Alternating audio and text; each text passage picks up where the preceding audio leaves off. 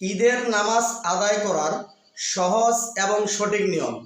দর্শক, আমরা ঈদের নামাজ সব কিছু ঠিক আদায় করলেও আমাদের প্যাচ বেজে যায় শুধুমাত্র অতিরিক্ত 6 তাকবীরে।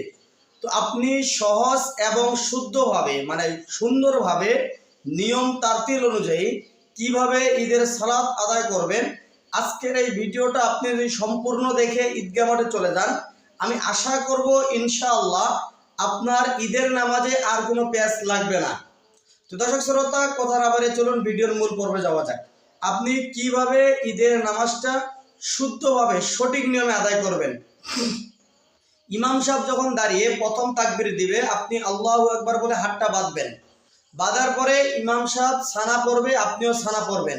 সানা পড়ার পরে ইমাম সাহেব অতিরিক্ত 3টা তাকবীর দিবেন, আল্লাহু আকবার বলবে, আপনিও আল্লাহু আকবার বলে হাতটা ছেড়ে দিবেন। হাত আর বাঁধার কোনো দরকার নাই। দ্বিতীয়বার আবার ইমাম সাহেব আল্লাহু আকবার বলবে, আপনি আল্লাহু আকবার বলে হাত ছেড়ে দিবেন। তৃতীয়বার আবার যখন ইমাম সাহেব আল্লাহু আকবার বলবে, এরপরে আপনি আল্লাহু আকবার বলে হাতটা বাঁধবেন। ইমাম সাহেব সূরা ফাতিহা পড়বে, তার সাথে একটা সূরা মিলাবে, আপনি চুপ করে সম্পূর্ণ শুনবেন। শোনার পরে ইমাম সাহেব আল্লাহু আকবার বলে রুকুতে যাবে, আপনিও রুকুতে চলে যাবেন।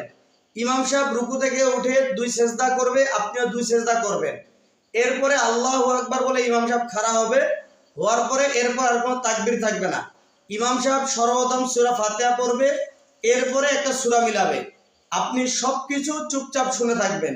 শুনে থাকার পরে ইমাম সাহেব যখন আল্লাহু আকবার বলবে, ইমাম সাহেবের সাথে আপনিও আল্লাহু আকবার বলে হাতটা উপরে তুলে আপনি ছেড়ে দিবেন, হাত আর বাঁধবেন না। দ্বিতীয়বার আবার ইমাম সাহেব আল্লাহু আকবার বলে, আপনিও আল্লাহু আকবার বলে হাত ছেড়ে দিবেন। তৃতীয়বার আবার যখন ইমাম সাহেব আল্লাহু আকবার বলবে, আপনি আবার আল্লাহু আকবার বলে হাত ছেড়ে দিবেন। চতুর্থ তাকবীরে অর্থাৎ চতুর্থবার যখন ইমাম সাহেব আল্লাহু আকবার বলবে, আপনি তখনই রুকুতে চলে যাবেন। রুকুতে যাওয়ার পরে ইমাম সাহেব রুকুতে যাবে, আপনিও রুকু যাবেন। রুকু থেকে ইমাম সাহেব উঠবে, আপনিও উঠবেন।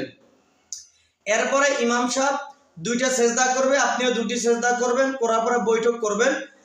অন্যান্য নামাজগুলো যেভাবে পড়েন, বৈঠকে তাশাহুদ পড়বেন, দরুদ শরীফ পড়বেন, দোয়া মাসুরা পড়বেন, পড়ার পরে সালাম ফিরিয়ে নেবেন।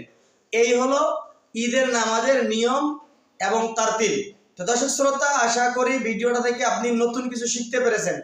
আপনাকে এতটুকু রিকোয়েস্ট থাকবে, আপনি ভিডিওটা শেয়ার করে অন্য একজন মুসলিম ভাইকে দেখে সহি শুদ্ধ সঠিকভাবে ঈদের নামাজটি আদায় করার জন্য শেয়ার করে দেবেন ভিডিওটা। আসসালামু আলাইকুম ওয়া রাহমাতুল্লাহ।